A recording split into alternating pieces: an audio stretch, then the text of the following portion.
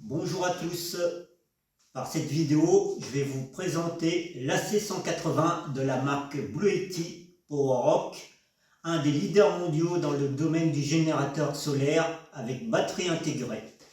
Blue Yeti propose depuis pratiquement 4 ans une gamme très complète qui va de la petite batterie de 250 Wh à peu près jusqu'au système autonome qui est complètement modulaire et qui peut aller jusqu'à, si ma mémoire est bonne, jusqu'à 70 kWh. Revenons à l'AC180 que Blue Yeti m'a gentiment fait parvenir pour un test approfondi avant une sortie européenne qui aura lieu au mois d'avril 2023. L'AC180 est une batterie qui vient combler, on va dire, un manque dans ce créneau, donc dans le créneau des 1000 Wh. Puisque entre le B70 qui est un 750 Wh et l'AC200 qui est dans les 2000 Wh, il y a vraiment un trou. Donc avec l'AC180, aussi bien à la maison pour parer pour des petites coupures EDF et surtout à l'extérieur dans les campings. Cette AC180 est idéale aussi pour une utilisation dans les caravanes, camping-cars ou vannes ou toutes sortes de fourgonnettes, puisque d'une puissance de 1800 watts et d'une capacité de 1152 Wh, elle peut tenir pratiquement une journée pour une utilisation normale dans tout type de camionnette. Au niveau de la taille, elle peut s'intégrer facilement puisqu'elle est assez compacte. J'ai mis une bouteille d'eau de 30 cm de haut à peu près, dont la base aussi fait à peu près la taille d'une feuille A4, c'est-à-dire à peu près 30 cm de largeur et 21 cm de profondeur. Au niveau du poids, elle fait quand même un poids de 16 kg, ce qui est assez conséquent, mais tout à fait transportable pour tout ce qui est, on va dire, activité extérieure.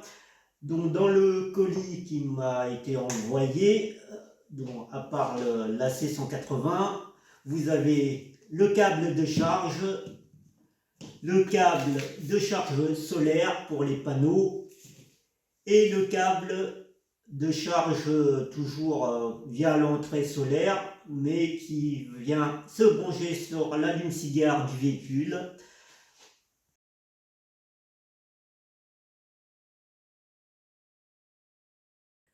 Continuons avec la présentation de l'AC180.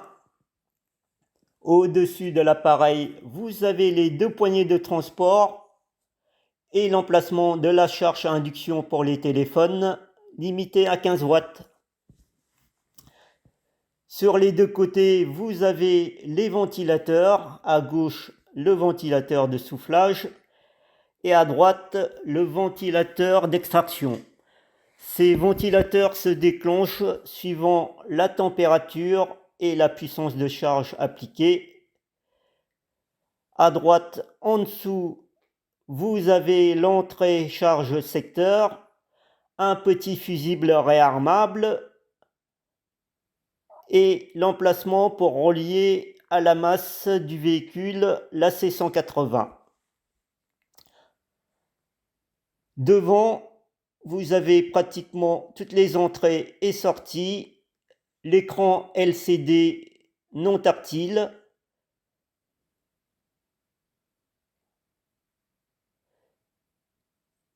ici vous avez l'entrée charge solaire, ici la sortie 12 volts allume-cigare,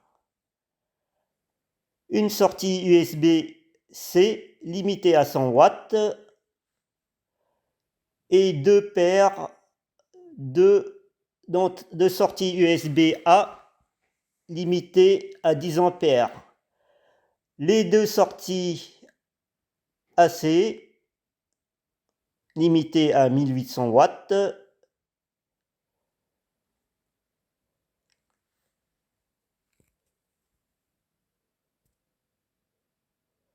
Le bouton de marche avec un écran LCD qui est dommage que ce soit pas réglable en luminosité.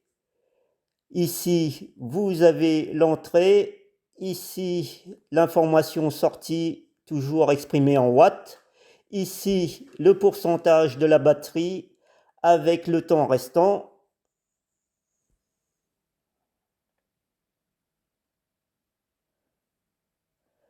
Un appui bref pour mettre en veille. Ou un appui bref encore pour mettre en route.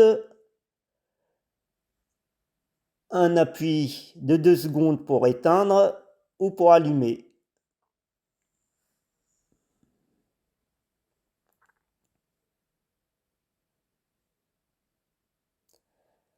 Le bouton d'essai pour mettre en fonction la sortie continue et le bouton AC.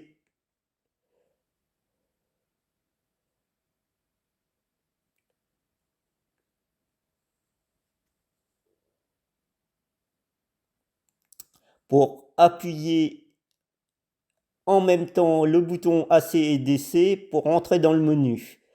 Donc vous avez avec le bouton AC pour changer la fréquence du courant alternatif. Vous maintenez pendant 2 secondes sur le bouton AC et vous rentrez en mode puissance constante.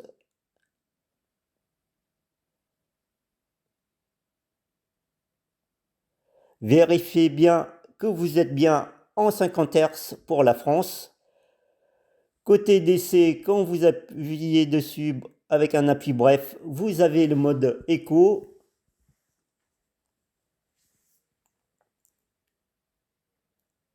Notre petit appui bref pour le faire disparaître.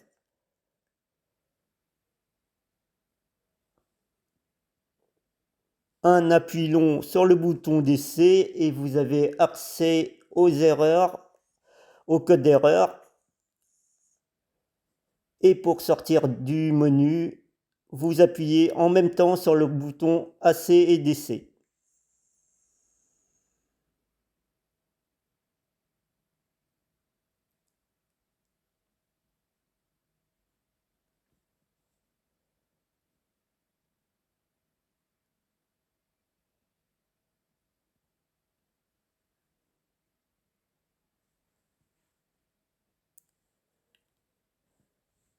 Voilà pour la présentation de l'appareil. Passons maintenant à l'application.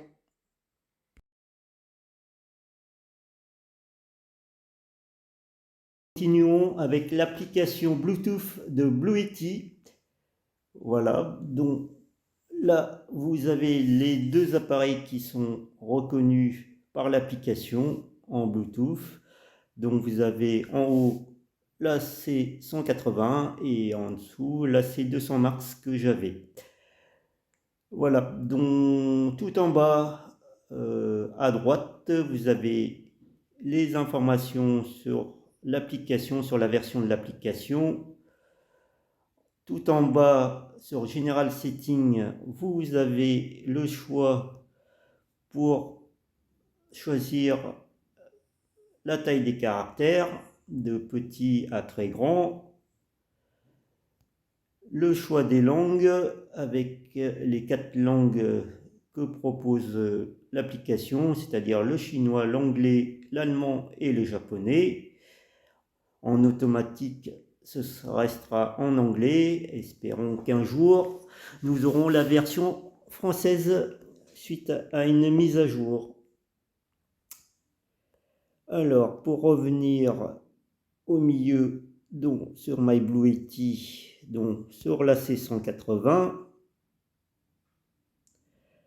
donc vous avez tout en haut les indications concernant les entrées Au milieu, le pourcentage de la batterie restante, les informations sur les sorties continues et alternatives, le bouton pour mettre en marche ou à l'arrêt, les deux boutons DC et AC pour activer ou mettre en fonction les sorties, et tout en bas, les informations sur la batterie.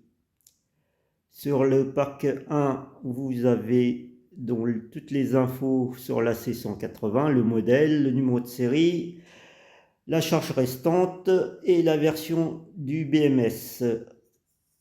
Tous les autres, ce sera quand vous aurez un petit souci dessus.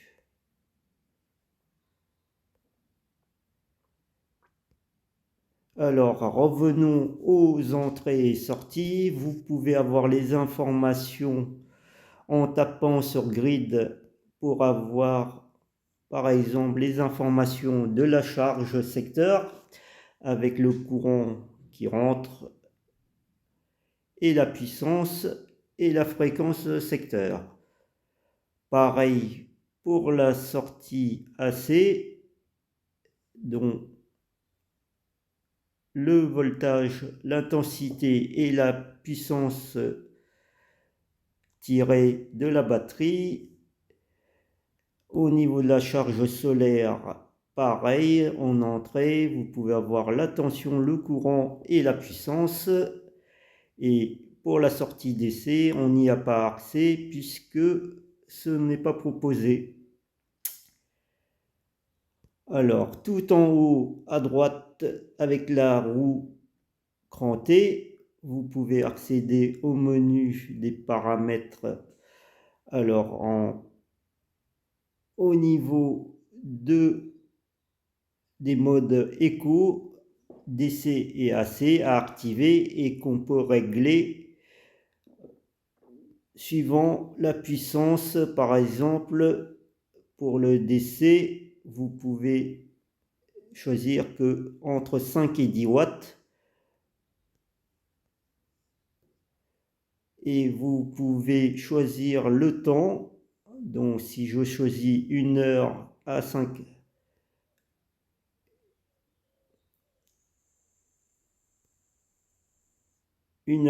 watts, ça voudra dire que si je n'ai pas une charge de 5 watts sur la sortie continue au bout d'1 heure, la sortie va se couper.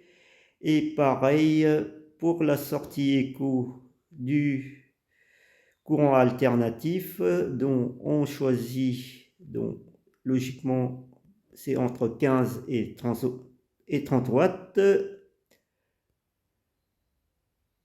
Et pareil pour le temps, si au bout d'1 heure on n'a pas une charge de 15 watts en sortie AC, la sortie va se couper. Au niveau juste en dessous du charging mode, du mode de chargement, vous avez 3 modes de chargement. Donc le mode silencieux qui charge que entre 240 et 260 watts tout le long de la charge, et le mode est silencieux puisque la vitesse du ventilateur est vraiment en mode petite vitesse. Et avec ce ventilateur en mode petite vitesse, on a à peu près 45 décibels à 1 mètre, ce qui est raisonnable, on va dire, parce que je sais qu'avec l'AC200, c'est à 500 watts, c'est impossible de dormir à côté. Sinon, les deux autres modes de charge, dont le mode standard, ah oui, pour revenir à la mode silencieuse, en chargeant à 250 watts à peu près, il faudrait à peu près 5h20 pour avoir une charge de 0 à 100%. en mode standard. Alors le mode standard, c'est un mode qui n'a, enfin j'ai trouvé qu'il n'y a pas une grosse différence avec le mode turbo dans la mesure où il s'adapte par rapport aux conditions. C'est-à-dire que si la batterie n'a pas de souci, il va commencer une charge à 300 watts et après il va tout de suite charger à 1400 watts, entre 1400 et 1450 watts tout le long pour baisser à 300 watts une fois qu'on arrive à 99%. Donc avec cette charge, on va dire en mode de charge standard, il faut à peu près 1 heure et 5 minutes pour charger complètement de 0 à 100%. Concernant le mode de turbo, alors le mode de turbo va vous permettre de charger pratiquement tout le long à 1400 watts et on peut charger de 0 à 80% en moins de 45 minutes. Moi j'avais relevé une charge à 44 minutes et 20 secondes. Et pour arriver de 0 à 100, on est en dessous de l'heure, c'est-à-dire dans les 58 minutes. Juste en dessous du mode de chargement, vous avez le powerlifting. Le powerlifting, c'est quoi? C'est une mode de puissance constante que peut fournir la C180 en sortie si vous avez des appareils qui dépassent les 1800 watts. Alors, pour pouvoir faire ça, la C180 va juste baisser la tension et comme ça, c'est un petit peu de la triche, je l'accorde, mais au moins on reste au niveau puissance tout le temps à 1800 watts. Mais ce mode a quand même des limites puisque à 2400 watts et à 9 ampères et quelques, ça disjoncte. Donc le test que j'avais fait, c'est que j'avais un radiateur que j'avais réglé à 2300 watts et ça a tenu 4 secondes. À 2200 watts, par contre, de 1800 à 2200 watts, ça fonctionne constamment, il n'y a pas de souci. Donc si vous avez des appareils qui sont juste en dessous de 2200 watts, il n'y a pas de souci, ça tiendra le choc. Ce qui n'est pas le cas si vous n'êtes pas en mode lifting. En mode lifting à 2200 watts, enfin sans mode lifting, à 2200 watts, vous tenez pas longtemps, hein, ça disjoncte au bout de 4 secondes.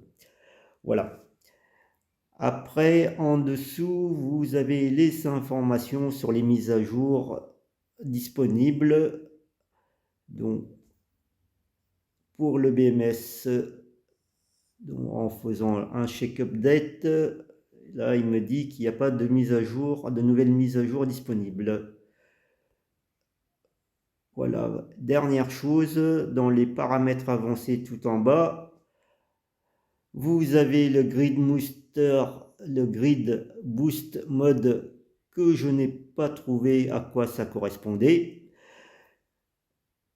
Vous avez aussi l'inverteur, la fréquence de la C180 en 50 Hz et à y laisser comme c'est. Et dernière chose, vous avez le reset usine à ne pas faire ou à faire qu'en dernier recours s'il y a un gros souci sur la C180. Voilà, nous avons fait le tour et on va passer tout de suite aux essais un petit peu plus approfondis de charge et de décharge.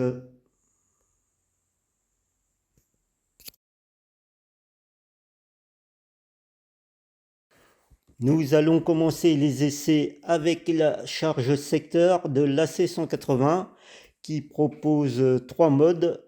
Le mode turbo, le mode standard et le mode silencieux.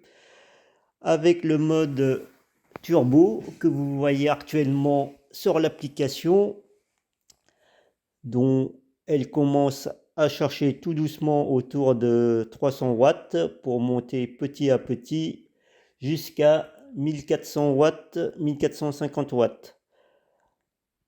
Avec ce mode turbo, on charge pratiquement de 0 à 80% en 43 minutes et 30 secondes à peu près, et pour une charge totale de 0 à 100 en 58 minutes et 55 secondes, dont cette charge rapide en 1 heure est vraiment top pour tous ceux qui sont pressés d'avoir la batterie chargée à plein.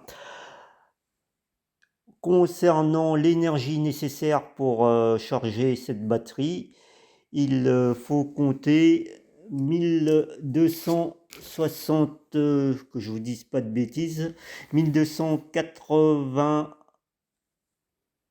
Wh à peu près pour charger cette batterie de 0 à 100.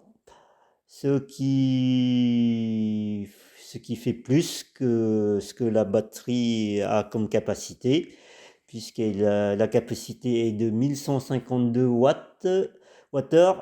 Et si on enlève la profondeur de charge de 90%, on arrive sur une valeur théorique de 880 Wh. Voilà. Donc ça fait pratiquement 300 Wh de plus pour charger cette batterie. Donc passer par le solaire, parce que le secteur c'est vraiment qu'en cas d'urgence, on va dire. Sinon rester en solaire. Le solaire c'est gratuit, enfin gratuit, moins cher en tout cas que par EDF. Nous allons passer maintenant à la charge standard. Comme vous le voyez sur l'application, on commence à 300 watts pour monter très rapidement à 1400 watts. Et pour une charge de 0 à 100% via ce mode standard, il faut 1 heure 9 minutes et 7 secondes pour une charge complète. En énergie, il faut 1295 Wh pour charger à bloc la C180. C'est un petit peu plus que la charge turbo. Concernant la charge silencieuse, bon là j'ai pas fait d'enregistrement, mais la batterie est chargée à peu près entre 240 watts et 270 watts. Et il faut pratiquement 5 heures et 20 secondes pour une charge complète.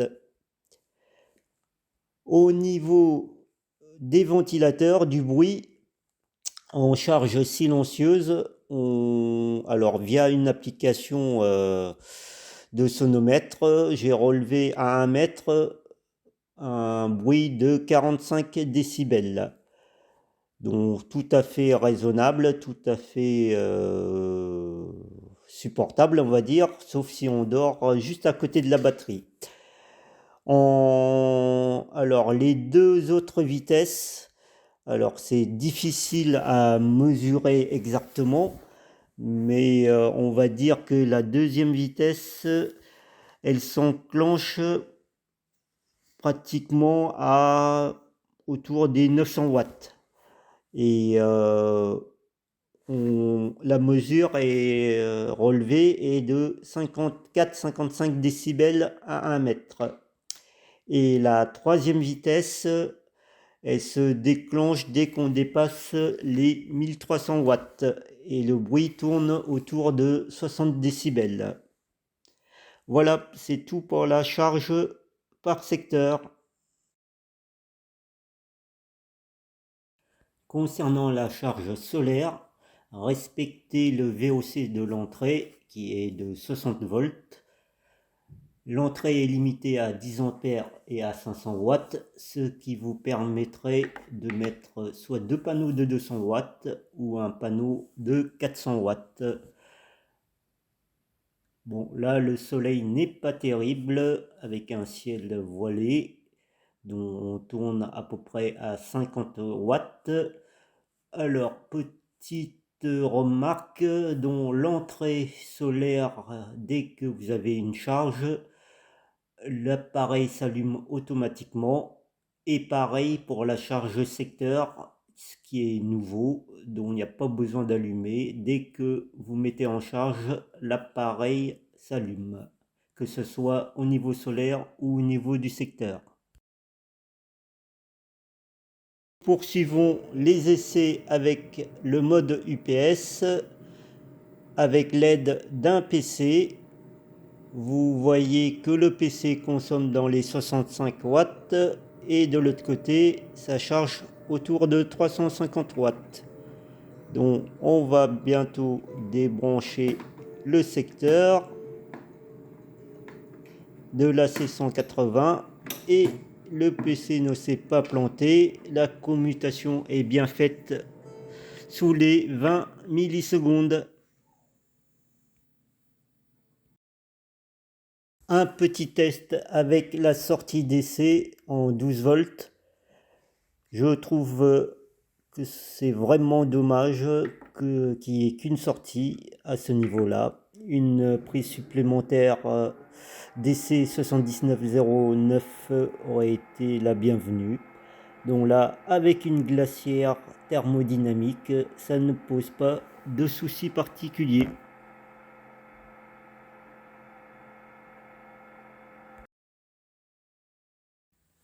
Bon, un petit test avec une cafetière Senseo. Donc on va voir si, bon, logiquement, avec 1800 watts, ça devrait pas poser de problème.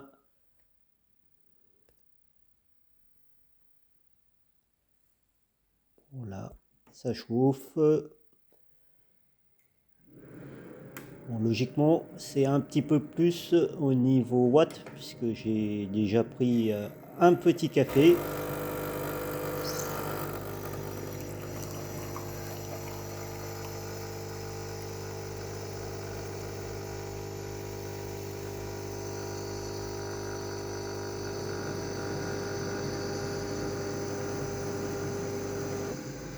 Bon, bah, le café est fait. Bon, il n'y a plus qu'à déguster. Bon, bah, test réussi.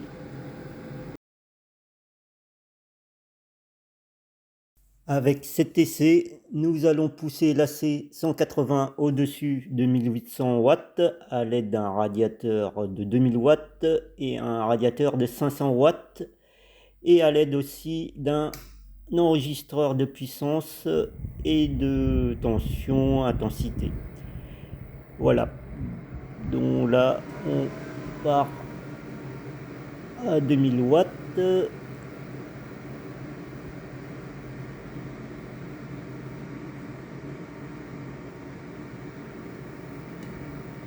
Alors, logiquement, voilà, au bout de 4 secondes, elle s'est mise en sécurité vers 2400 watts, mais c'est valable à partir de 2200 watts.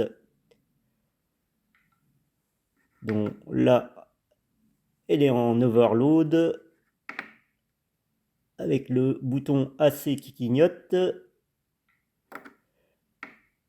Là, on regarde pour le code d'erreur, dont E001 qui correspond à une surcharge. Donc, pour réarmer, on éteint l'appareil, on attend 3 à 5 secondes et on rallume l'appareil. Et c'est reparti.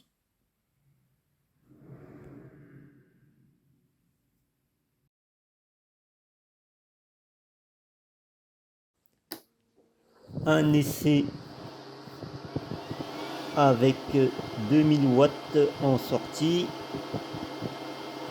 donc vous remarquerez que on tourne à 8,5 ampères et d'après mes relevés on doit pouvoir tenir jusqu'à 9 ampères pour une durée d'utilisation pendant 2 minutes.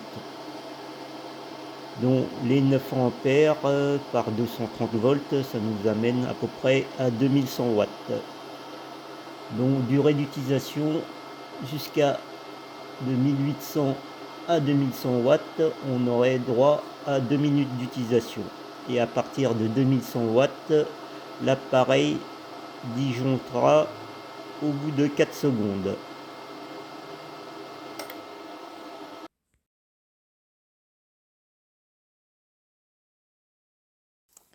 Un dernier test avec le mode de puissance constante qui permet d'alimenter des appareils dont la puissance est supérieure aux 1800 watts que peut fournir l'AC180. Donc au niveau du fonctionnement, le but est de garder toujours la puissance à 1800 watts et de ce fait abaisser la tension.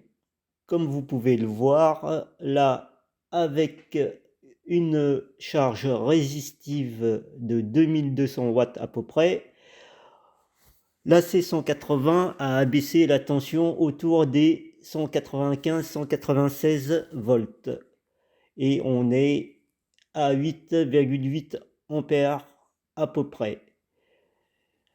Donc tout ça fonctionnera sans souci jusqu'à 2200 watts. Au-delà, donc dès qu'on dépasse les 900 ampères, l'appareil se mettra en sécurité au bout de 4 secondes. Voilà, nous arrivons à la fin des essais. Je vous mets juste après la fiche technique fournie par Bluetti et un petit tableau de mes relevés concernant les essais.